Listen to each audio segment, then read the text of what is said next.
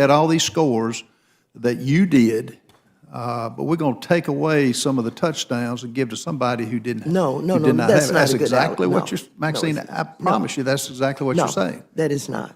That is Ms. Davidson, am I absolutely not. missing something? Ms. Waters, let me just tell you. One, I think you first addressed the fact that affordable housing, we hadn't addressed it, or it's somebody's fault. You know why housing is not affordable now? There are no battery-powered dump trucks.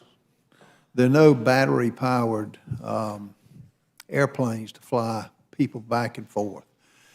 Gasoline, fossil fuels are still the rule of the day in America. You're not going to get rid of oil and natural gas. The supply chain for getting materials to the job site is just not there. I can't get meters for housing. We've canceled more housing projects or developments because you can't get stuff. Time is money.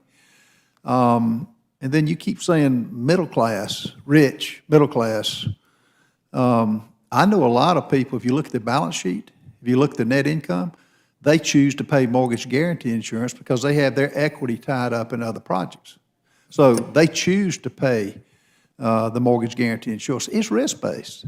If you own a rental house and are wanting to sell it, you would want to self-finance, you would have a difference in rate for those who put down 20% or more versus those who put down 3%. It's just like Congressman Davidson said, it's risk-based, and it should be.